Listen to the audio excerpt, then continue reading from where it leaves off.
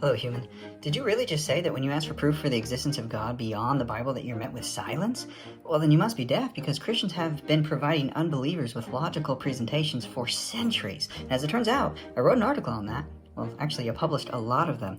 The historical evidence of non-Christian sources and archaeology reveals a consistency and shows reliability and accuracy of the Bible. Evidence beyond the Bible affirms the Bible. The cosmological argument provides good reason to believe that the universe came into existence. Much evidence reveals that the universe has been expanding and developing according to conditions set at the moment of its origin.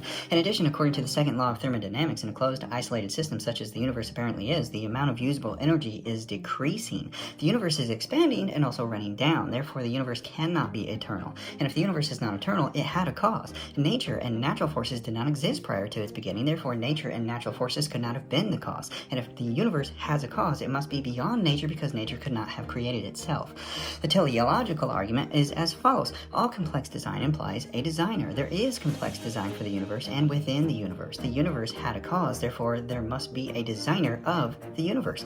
DNA, the golden ratio, mathematics, they all support intelligent design. Is there anything more complex than the human body? Yes, Earth, the galaxy, the entire universe, and what's greater than that? The intelligent designer of the universe.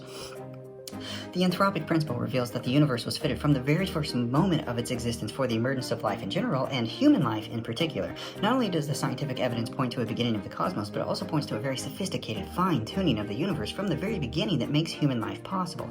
For that life to be present today, an incredibly restrictive set of demands must have been present in the early universe. The incredible balance of all these factors in the universe that make life possible on Earth points to fine-tuning by an intelligent designer. And finally, the moral argument states that necessarily, if moral values exist, then God exists. Necessarily, moral values do exist. Therefore, necessarily, God exists. In other words, if God does not exist, morality would most certainly be relative. If God does not exist, objective moral values and duties do not exist. But objective moral values and duties do exist. Therefore, God exists. So, in conclusion, one would most certainly have to be deaf to claim that these arguments are the sound of silence.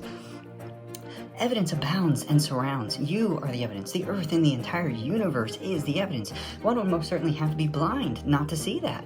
You are most certainly not met with silence. Your hardened heart has caused you to be deaf and blind. But if you seek with all your heart, mind, and strength, you will find. God desires to have a genuine relationship with you, but He has given you the great gift of free will.